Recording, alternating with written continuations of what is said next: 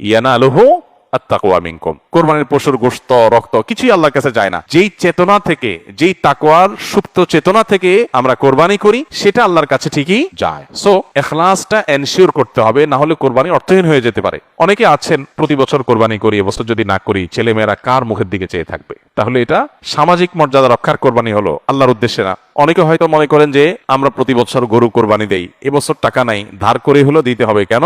কারণ আমাদের মুখ থাকবে না, মান সম্মান থাকবে না যদি ছাগল দেই, মানুষ মনে করবে গরিব হয়ে গেছি। এই যে মানুষ কি মনে করবে সেই চিন্তা থেকে আমি গরু কোরবানি করলাম, অর্থহীন হয়ে যেতে পারে কোরবানি। ঠিক একই ভাবে নতুন আত্মীয় হয়েছে, অন্যান্যবার কোরবানি করি বা না করি, এবার তো করতেই হবে, মেয়ে বিয়ে দিয়েছি, বিয়ের বাড়ির মেহমানরা আসবে, তারা জানবে, তো এবার কোরবানি না দিলে তো মুখ থাকে না। কোরবানি আমার উপরে আবশ্যক হয় না, তারপর আমি কোরবানি করতেছি কেন?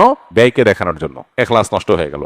অনেকে আছেন যে কোরবানির মূল উদ্দেশ্য হলো ফ্রেশ গোশত সংগ্রহ করা, এই সামাজিক মর্যাদা ইত্যাদি, এগুলোর কারণে কোরবানি সবচেয়ে বেশি অর্থহীন হয়ে যায়। এই জন্য কোরবানিকে সবচেয়ে বেশি আমাদের রিয়া বা লৌকিকতা থেকে মুক্ত রাখার চেষ্টা করতে হবে। আল্লাহ আমাদের তৌফিক দান করুন। দ্বিতীয়ত, হারাম অর্থ দিয়ে যদি কোরবানি করেন তাহলে সেটা অর্থহীন হয়ে যেতে পারে। আপনি দেখবেন কোরবানির ইবাদতটাতে এক অদ্ভুত দৃশ্য আমাদের দেশে দেখা যায়। যারা যত বেশি প্র্যাকটিসিং, তাদের কোরবানির পশুর সাইজ সাধারণত তত কম থাকে। আর যারা যত বেশি নামাজ কালাম কম পড়ে, ইসলাম থেকে যত দূরে, তাদের কোরবানির পশুর সাইজ তুলনামূলকভাবে তত বড় হয়। অদ্ভুত না ব্যাপারটা? আপনি ঢাকা শহরে ঘুরে ঘুরে দেখবেন যে গুলশান, ধানমন্ডি, বনানী, বড়লোকদের এরিয়াগুলোতে এক একজনের গ্যারেজের ভিতরে আপনার বিভিন্ন নামের গরু, কালাচান, সুলতান, ধলাচান, লালচান, এক একটা গরু 3 লাখ, 4 লাখ, 5 লাখ, 7 লাখ, 10 লাখ টাকা দামের 2-3টা গরু। অনেক এলাকা আছে যে একটা পাড়া মহল্লাতেও এত টাকা খরচ করে সবাই কোরবানি করার সুযোগ হয় না। যাই দেখেন ওই বাড়িতে যারা থাকে তাদের নামাজ নাই, কালাম নাই, ইবাদত নাই, বন্দেগী নাই, কোরবানির বেলায় মাশাআল্লাহ 4টা-5টা আছে, কারণ এটাতে বেটাগিরি জাহির করা যায়। আর যদি নির্বাচন সামনে থাকে তাহলে তো কোনো কথাই নেই। তাহলে এবার 10টা গরু, 20টা গরু, 30টা গরু, তো এগুলো বেশিরভাগ ক্ষেত্রে হারাম উপার্জন থেকে হয়, বিশেষ করে যাদের মধ্যে আল্লাহর ভয় না থাকে। তো হারাম উপার্জন থেকে যদি কোরবানির পশু জবাই করা হয়, বা ওই যে লৌকিকতার কারণে মানুষ দেখানোর জন্য, বাহবা পাওয়ার জন্য যদি কোরবানি হয়, তাহলে সেই কোরবানি কি হয়ে যাবে? অর্থহীন হয়ে যেতে পারে। তৃতীয়ত যে বিষয়টা আমাদের খেয়াল করা দরকার সেটা হলো, কোরবানির পশুর জবাই করে তার গোশত খাওয়া আল্লাহ তাআলা আমাদের জন্য হালাল করেছেন, কিন্তু এর মানে এই না যে পশুর প্রতি কোনো অমানবিক আচরণ করা যাবে। পশুর প্রতি অমানবিক আচরণ করলেও কোরবানি অর্থহীন হয়ে যেতে পারে। এখন বলতে পারেন পশুর প্রতি কেউ কেউ অমানবিক আচরণ করে? উত্তর হলো হ্যাঁ, করে। কিভাবে করে?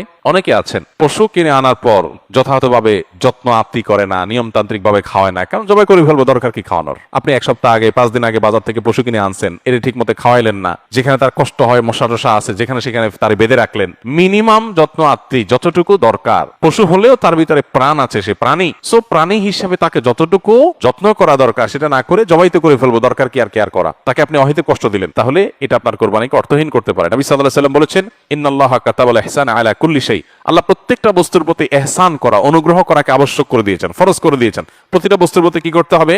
ইহসান করতে হবে। এই ইহসানের মানসিকতা আমাদের যদি না থাকে, তাহলে পশুর প্রতি যদি আপনি ইহসান না করেন, তাহলে আল্লাহর কাছে জবাবদিহি করা লাগতে পারে। আমরা যারা পশু কিনে আনি, নিজেরা জবাই করি, জবাই করার সময় কিছু অমানবিক আচরণ হয়। যেমন দেখা যায় জবাই করার পর কসাইরা বিশেষ করে চাকু দিয়ে গলায় খোঁচায়। খোঁচানোর কারণে দেখা যায় যে স্বাভাবিকভাবে রক্ত প্রবাহ হয়ে, রক্ত বের হয়ে যে মৃত্যু হতো, সেটা না হয়ে একটা পশু মারা যাচ্ছে অনেক সময় স্পাইনাল কর্ডে আঘাত করার কারণে। তো এই যে খোঁচাখুচি করে পশু মারলেন, অনেক সময় পশু খাওয়াটা পর্যন্ত হারাম হয়ে যেতে পারে যদি এরকম খোঁচাখুচি হয়। জন্য জবাইয়ের পরে ছেড়ে দিতে হবে, তার প্রাণ বায়ু হওয়ার জন্য স্বাভাবিকভাবে। খোঁচাখুচি করা যাবে না চাকু দিয়ে। অনেক সময় দেখা যায় কসাইরা পশুর এখন পুরো প্রাণ বের হয় নাই, এখনো মারা যায় নাই, রগ কাটা শুরু করেছে, চামড়া ছেলা শুরু করে দিয়েছে, নাড়াচাড়া এখনো করছে, এটা অমানবিক। তার প্রাণটা বের হওয়ার জন্য অপেক্ষা করতে হবে। নবী সাল্লাল্লাহু আলাইহি ওয়াসাল্লাম পরিষ্কারভাবে বলেছেন, তোমরা চাকু ভালো করে ধার দিবে। কেন? কারণ ধার দিলে পশু তাড়াতাড়ি জবাই হয়ে যাবে, অহেতুক তাকে খোঁচাখুচি করে কষ্ট দেওয়া লাগবে না। আমরা দেখা যায় নিজেরা হয়তো পশুর প্রতি অনেকে যত্ন করি, মায়া করি, কিন্তু পশুটা যে বিক্রেতার কাছ থেকে আপনি কিনে এনেছেন, এই পশু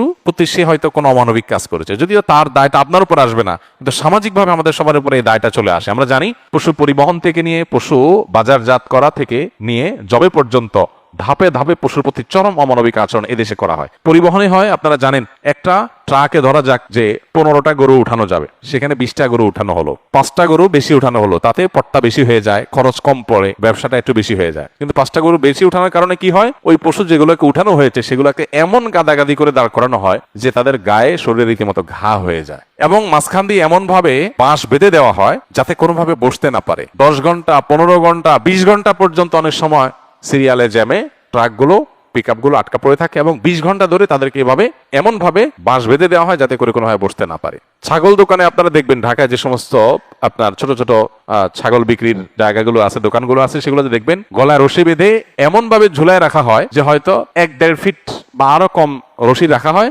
এবং যাতে কোনোভাবে ছাগল বসতে না পারে, কারণ বসলে তো ক্রেতা দেখতে পাবে না। ক্রেতা যাতে সাইজ দেখতে পারে সেজন্য তাকে দাঁড় করিয়ে রাখা হয়। সে দাঁড় করানোটা কখন থেকে নিয়ে ওই যে সকাল 7টা বা 6টা ফজরের পর পর পশুর দোকান খোলে তখন থেকে নিয়ে একদম রাত 8টা-9টা পর্যন্ত, এই পুরো সময় 12 ঘন্টা 14 ঘন্টা 16 ঘন্টা আপনি এইভাবে ঝুলায় রাখতেছেন একটা জীবন্ত পশুকে। অমানবিক আচরণ। এরপরে বাজারজাতকরণের সময় আমরা জানি পেটের মধ্যে হাওয়া দিয়ে ফুলানো হয়, পানি অতিরিক্ত জোর করে জবরদস্তি পান করে তারপরে ফুলানো হয়, এগুলো সব অমানবিক আচরণ। এগুলো আমাদের কোরবানির যে আসল রূহ এবং প্রাণ সেটাকে নষ্ট করতে পারে। এগুলোর দায় অবশ্য কোরবানিকারীর উপর আসবে না, কিন্তু কোরবানিকারীর দায়িত্ব আছে এগুলোর ব্যাপারে সামাজিক সচেতনতায় সামিল হওয়া। সর্বশেষ যে পয়েন্টটা বলবো সেটা হলো আমাদের কোরবানির পশুর যে বর্জ্য ময়লা আছে এগুলো যদি পরিষ্কার করার দায়িত্ব কোরবানি কারক হিসাবে আমরা নিজের কাঁধে না নেই, আমাদের কোরবানিটা অর্থহীন হয়ে যেতে পারে। আমি কোরবানি করছি সওয়াবের জন্য, কিন্তু আমার কোরবানির কারণে যদি মানুষের কষ্ট হয়, সমাজের মানুষ বিপদে পড়ে, মানুষ অসুস্থ হয়, তাহলে সওয়াবের পরিবর্তে আমার কি হতে পারে? গুনাহ হতে পারে। আপনি কোরবানির পশু এনেছেন, এবার কোরবানির পশুর যে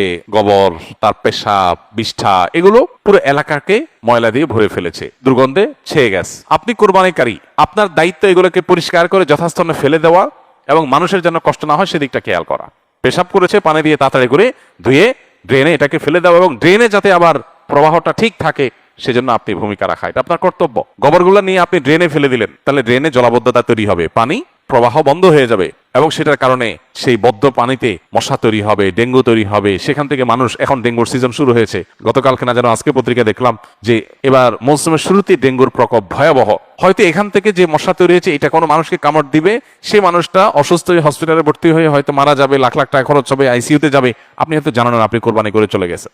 তো এই জন্য আমাদের কোরবানির পশুর বিষ্ঠা, ময়লা, বর্জ্য এগুলোকে পরিষ্কার করা, যথাস্থানে ফেলা, যেখানে সেখানে না ফেলা, এবং ড্রেন অন্যান্য জায়গায় মানুষের রাস্তাঘাটের আশেপাশে চলাফেরার জায়গায় ফেলে মানুষের কষ্টের কারণ যেন না হয় সেটা লক্ষ্য করা আমাদের কর্তব্য। যদি না করি তাহলে কোরবানি অর্থহীন হয়ে যেতে পারে। ভাইরা আমার, প্রতি বছর এই বিষয়টাতে আমরা সচেতনতা সৃষ্টি করার চেষ্টা করি। কোরবানি হোক পবিত্র, আমাদের দেশও থাকুক পরিচ্ছন্ন, আমাদের পরিবেশটাও ভালো থাকুক, এই স্লোগানটা আমাদের মাথায় রাখতে হবে। কোরবানি করার পরে অনেক সময় দেখা যায় কোরবানি পশুর রক্ত রাস্তায় বেয়ে পড়ে গেছে, মাটির রাস্তায় শুকিয়ে গেছে, আমি ভালো করে পানি ঢালি নাই, তাই সারা একটু পানি ঢেলে চলে গেলাম, তাহলে এই রক্তটা শুকানোর পরে দুর্গন্ধ হবে, মানুষ আশেপাশ দিয়ে যাবে, নাকে হাত দিয়ে যেতে হবে, কষ্ট হবে, দিলের বদদোয়া মানুষের আপনি পেতে থাকবেন। তো কোরবানি করে কি লাভ?